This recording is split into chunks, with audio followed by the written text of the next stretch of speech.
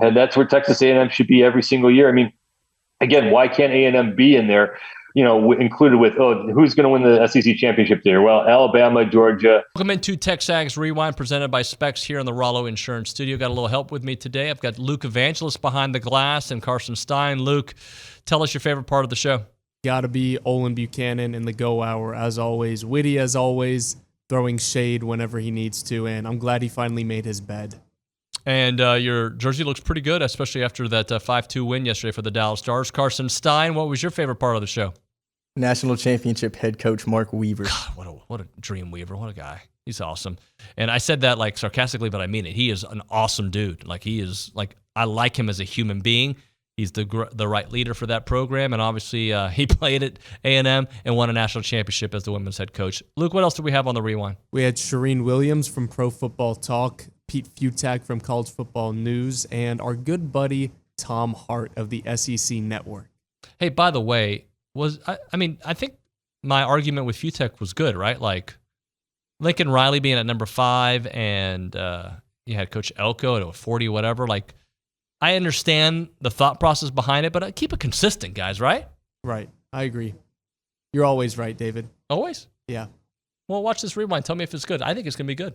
OB, are there any particular storylines? I know you're there more on an A&M basis, but just SEC-wise that you're kind of interested in seeing develop this week?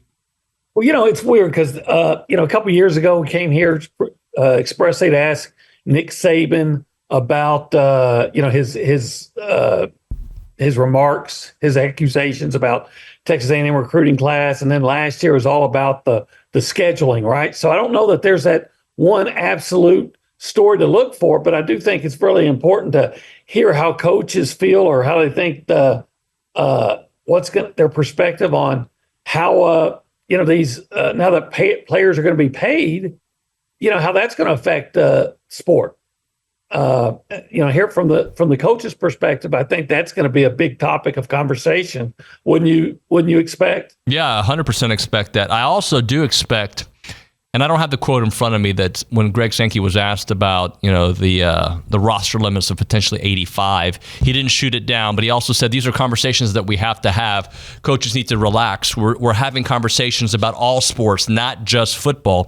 And I think that's going to be something that you're going to hear coaches talk about unless they're told not to talk about it, because isn't that like football teams, that's what college football, I don't want to say it's about. But let's be honest, like that is a big part of college football, the walk-on that does, especially at A&M with the 12th man. Yeah, I don't get that, and why? Why? I mean, they're not on scholarship, so why would that be the thing? Does Texas A&M beat Duke in the Chick-fil-A Bowl and Johnny Manziel's last year if they don't have a one-time walk-on receiver catching 3 touchdown passes from Travis Labhart? Does J.J. Watt become J.J. Watt? Baker Mayfield. Yeah, right. So, and you mentioned the 12th man. And I'm trying to figure out why that would be the place to cut or even to discuss it. Because the walk-on program now more than ever, to me, would be the link between the team and the student body. Yeah. Because now that they're going to be paid and things, I think you're pushing the athletes away from being more students than they always wanted them to be like students. So why would you want to take the walk-on program out?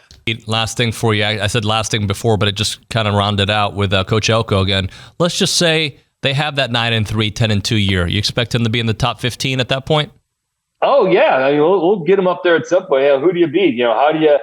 how's this season go? And at this point, it really is just about advancing forward. Just have a better season. Just, again, you're not expecting national championships yet. In the near future, you are, but just be in the competitive fight for the SEC championship. And that's where Texas A&M should be every single year. I mean, again, why can't A&M be in there, included with, who's going to win the SEC championship there? Well, Alabama, Georgia, LSU. Well, Texas A&M should be right there. And now it's Texas in that mix. Beat Texas, and Mike Elko is going to be right up there fast, and everyone's going to love him. Do you think people had A&M fatigue or Jimbo fatigue when it comes to preseason expectations?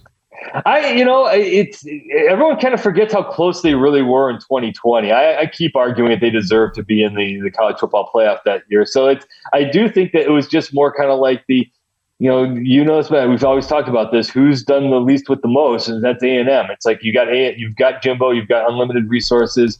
At least be a lot better. And Georgia sort of captured on the sort of Alabama slight slide better than what A&M was supposed to do under Jimbo. So let's see if Elko can do it again. He's not the splashy, big name of other guys might be, but like you kind of alluded to at the beginning, he is a rock solid head coach. He did a great job at Duke, and let's just kind of see if the A&M, if anything, kind of flies a little bit under the radar. But if they beat Notre Dame to start, then all of a sudden they're going to be on everyone's mind going forward. Tom Hart here on TexAgs Radio. Here's a tweet from Ryan Broniger just about 30 seconds ago. Since the start of the BB Core era in 2011, Texas A&M is the only college baseball team that has ever had 3 players with 20-plus home runs in a season. Jace Lavallette's 28, Braden Montgomery's 26, Gavin Grohovic's 21. Tom, I just leave you with that stat. The only one since the BB Core era? Yeah. Man, listen, that is a powerful offense that has the ability to swing its way to Omaha, and we've talked about it every week. As impressive as the home runs are, you got to get on base in front of those guys, and there were times where I thought A&M has done that really well. But and I don't have the splits in front of me, but if you break down the walk rate over the last 3 weeks versus what it was over the first 90% of the season, I think that looks a little bit different. So it's one thing to tell the guys that, and it's one thing to try to get them on board, but they've got to be willing to be a little bit more patient. And I thought Montgomery was, and I thought he swung the bat well, especially in that last homestand, especially the opposite field home run. And KP mentioned it when it happened. Like, those are the types of hits that usually gets a great hitter going. And when you're able to do that, then you can take off and get on a tear. I think for all of these SEC teams, the ability to face new pitching staffs and new coaching staffs who don't know you as well is going to be a huge benefit. There's a lot of tape out there. There's a lot of video. There's more statistical analysis available than ever before. But in baseball especially, it just kind of feels like, okay, hold on, I got to see what this guy is. We got to pitch to him once or twice before we really believe what the numbers are. And then we're fully into the scouting report. So I think that'll be a good sign for A&M. Charean Williams here on TexAgs Radio. So let's talk about these spring meetings that are going on right now. There's not a lot of news when it comes to SEC football, but still all the talk is about what the future of college athletics is going to look like. And any particular storyline that catches your attention, Charean, when it comes to that? Well, I think it's just that. How is this going to work? How are things going to change?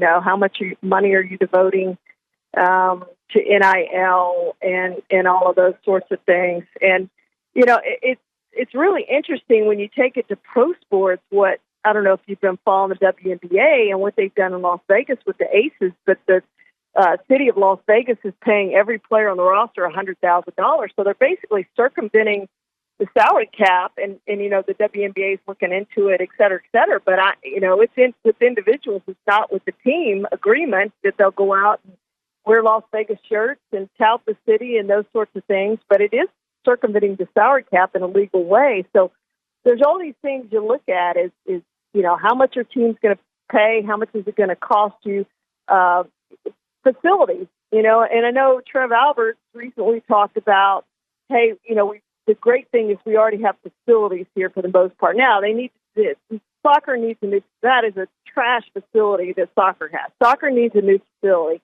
Baseball obviously needs a renovation or a new facility.